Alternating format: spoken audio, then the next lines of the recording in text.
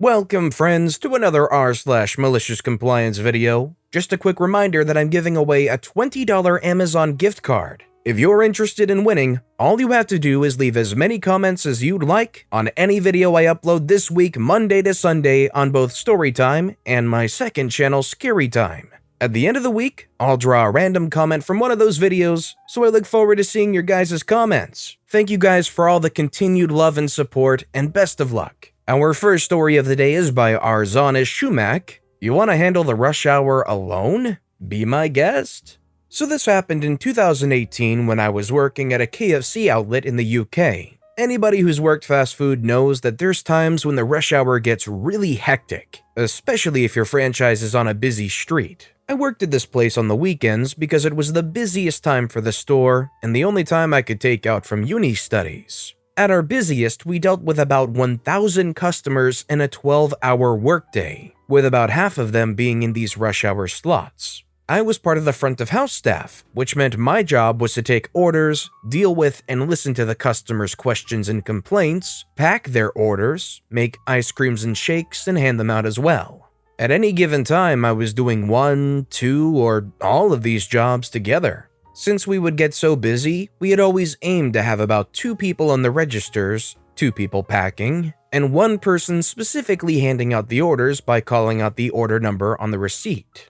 The handing out the orders job was the easiest part and involved literally just standing there, which is why most of our staff used to work that station when they retired, myself included. Fast forward to 4 months into the job, and one of our old staff members, we'll call her Lisa, comes back to join the team again. She had been working there before I had joined, and so knew everyone beforehand. She was also kind of pretty, and this will be important later. Now before I proceed, I want to say that none of my coworkers had any issues with me, and that my boss loved my work. I was so well received at this job that when I left, they gifted me a guitar as a going away present. I had good English and I'm very friendly, so I was immediately settled in. My coworkers even playfully nicknamed me Skinny and joked around with me all the time. However, Lisa didn't like that because she could see that I was the center of attention due to my hyper energy. One fine Saturday, I go into work and realize that I've been made responsible for the part of the front of house process, which is to yell out order numbers and give customers their food, dealing with anything that might be wrong or missing. Fair enough. I had a really busy Friday and was hoping for something easy to do. I spent the first 6 hours of my shift doing this job, and after the staff for the first half of the day left, I decided to help the remaining staff out until our coworkers for the second half of the day came in. In comes Lisa for the second half of the day, and she's been made responsible for packing the orders, which is probably the most taxing job. This part of the workflow is so taxing that it always has at least 2 people handling that station. We were short-staffed that day, and so Lisa was tasked to do this job alone, which was probably not the best decision by my manager. However, since she had worked here before, he trusted her to get the job done. We also had a rotation for our posts, and it was her turn to handle that section that day. As if by some stroke of luck, rush hour started right as she came in, so she didn't even have time to prepare herself. What's even funnier is that she came in with a bad mood, so she definitely didn't want to work that day. Now, one important detail here is that we have a large screen right above the packing section that the customers can see, which displays their orders with details of their order and the order number displayed on it. Customers can have a look at that and be patient as they wait for their order to be rolled out. Once an order is successfully completed, the order disappears from the screen, allowing the rest of the orders to be bumped up the priority list. This screen also had a timer on each order, which should under no circumstances be allowed to go over 7 minutes. If that happens, the timer turns red, alerting us to work faster. Usually this screen is not supposed to go beyond 7 orders at a time, but it has enough functionality to display up to 15 orders. Now Lisa was trying her best, but as the rush hour increased, the amount of orders waiting went up exponentially, and customers started to line up. The screen went beyond 15 orders waiting with red plastered all over it, and at this point, it was obvious Lisa couldn't handle the packing section alone. One of my coworkers nudged me to go and help her out since I was basically doing the easiest job just standing around. I decided this was for the best, and so I walked up and started packing orders next to her. As I did so, she stopped doing the packing, looked at me dead in the eyes, and with the most threatening look said, "Go do your own job." I tried to be nice as usual and explained to her how crowded it was getting, but it was obvious that she didn't want to listen. Not wanting business to be affected, I decided to go alert my manager, but just as I was about to go ask him for some advice, she says in the most condescending tone, "I don't know why you're trying so hard to work next to me, but it's honestly creepy and you should stop." Now, I will admit, I'm an average-looking guy, definitely not in her league, but she was under some sort of misconception that I had somehow developed feelings for her. She was probably used to guys running after her and placed me in the same row without even getting to know me, which I found incredibly disrespectful. When I realized she was thinking I was some sort of simp, all my will to want to help her flew right out the window.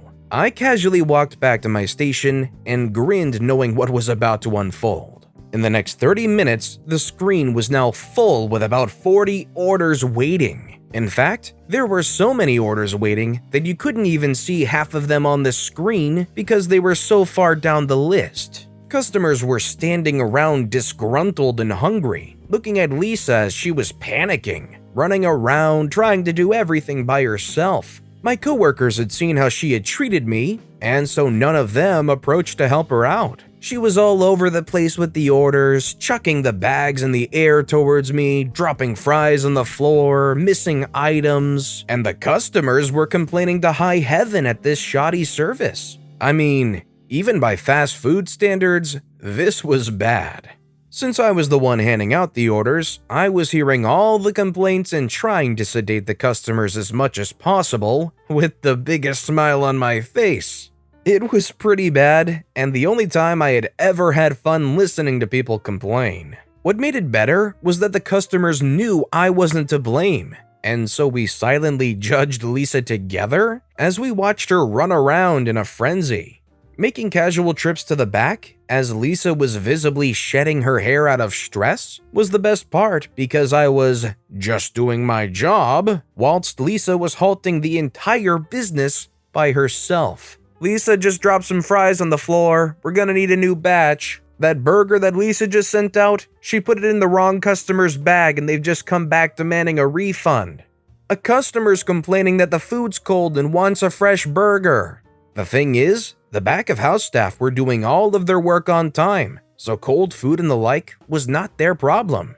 But because Lisa was messing up, they had to follow and remake the food, which meant wasting materials and also a bad mood as they had to work extra for no reason. That's when my assistant manager, whom I was really good friends with, ran out to the front befuddled and asked me in a concerned voice, "What's going on? Why aren't you helping her out?" I explained casually what Lisa had told me after I had tried really hard to help, loud enough so that the customers could hear. And you could tell by the look on my manager's face that this wasn't his first rodeo with Lisa. Dejectedly and quietly, he turned around and started helping Lisa to pack without saying another word to me. What made it even sweeter was that after about 5 minutes, another senior member of staff came to the front and chucked Lisa out of her station and towards the back of the house staff because she was being such a hindrance. In about 10 minutes, all orders were cleared and the dust had settled.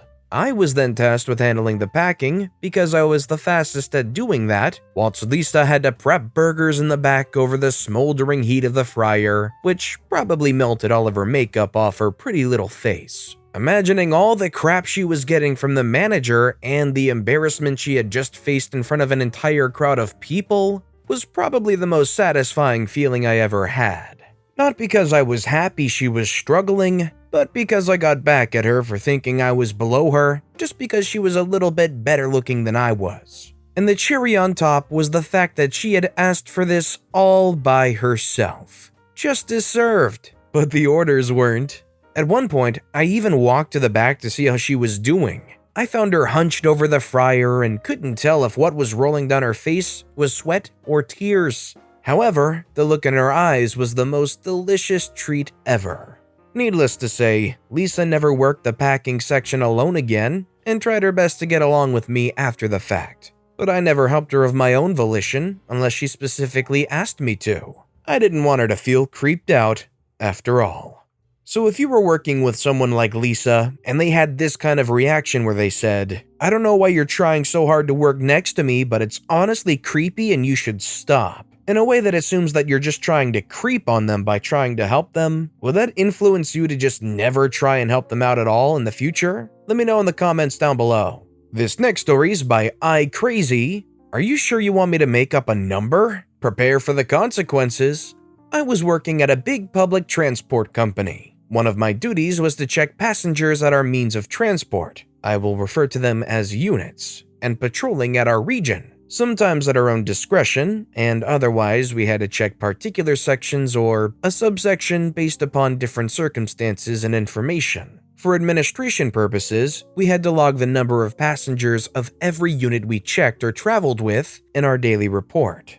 At some point, there was a change in how a certain subsection was operated, which caused more trouble and aggression to coworkers and other people. This situation had the attention of our headquarters and even the national politics. So we were supposed to patrol and check this subsection at a daily basis. While this wasn't always fun to do, we did what we had to, checking some units during our patrol and log some numbers if we encounter any passengers, and if not, we only logged the specific unit we checked without a number of checked passengers. No big deal, until they changed something in our logging system, so we had to log a number. 0 was no longer an option. I immediately noticed this and went to my manager. The following conversation went something like this. "Hey manager, there's a change in our logging system and now I have to log a number of checked passengers, even if I didn't see anyone or didn't check that unit. What should I do?"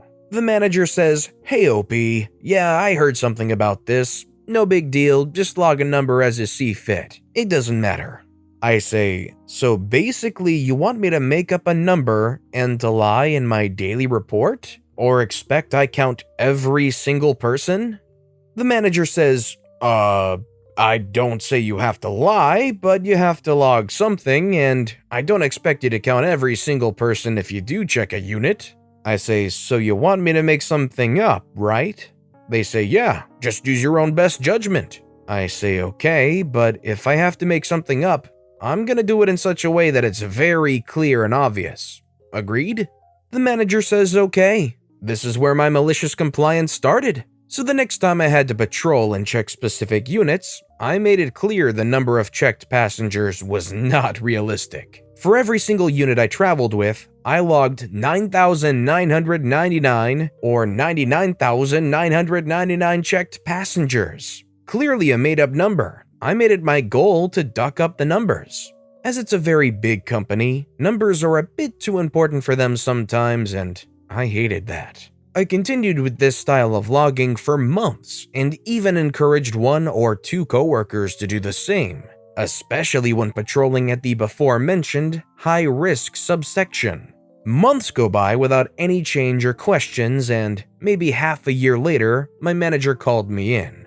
Manager says, "Hey OP, headquarters called me because they got questioned by the Department of Transportation after someone in the House of Representatives, or whatever it's called in my country, was asking how it was possible the number of checked passengers at the mentioned subsection has increased with millions. To be honest, based on the maximum capacity, this wasn't even possible. Do you have any idea why I called you in?" I say, "Yes, I know exactly why this is possible." Meanwhile, grinning like a lunatic. As I told you something like half a year ago, after our logging system changed, I was going to make sure every time I checked a unit and had to make up a number, I was going to make it very obvious that it was not a realistic number, so it should have been obvious it was a lie. If I remember correctly, I logged 9,999 or 99,999 at every single unit I was on during my patrol. But I guess you want me to change this. The manager says, "Yes, please stop what you're doing and make it more realistic. I had orders to write you up and give you a formal reprimand, but now you mention it, I do remember we talked about it and you told me what you were going to do, so in good faith, I cannot give you a write-up or something worse, but please don't do this again. There were too many higher-ups and members of the department upset about this. I say, okay boss, I got it. No problem. From now on, I will log only one single person a unit.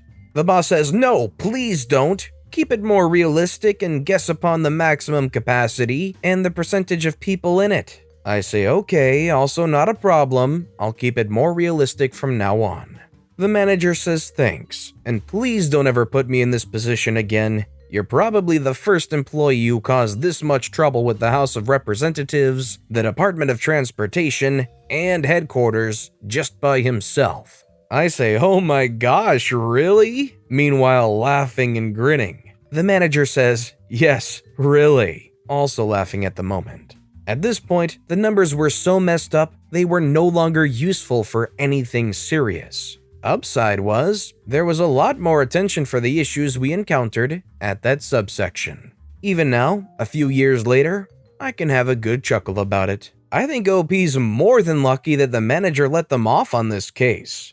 OP didn't get it in writing, and the fact that the manager actually said, you know what, I do remember that, okay, you're okay, is way more than a lot of managers would do. OP got really lucky. But with that being said, that's all the time we have for today, so if you have a favorite story of the day, let me know which story and why in the comments down below. But besides that, if you enjoyed the video, please consider giving it a like, and if you haven't, subscribe and turn notifications on so you'll never miss an upcoming video. No matter what you do, whether it's just viewing the video, liking, subscribing, turning notifications on, I appreciate the heck out of it. Every little thing that you do helps the channel grow that much more, and I can't thank you enough for it. So, until next time, I hope you all have a wonderful day, and I'll be right here next time on the Storytime channel.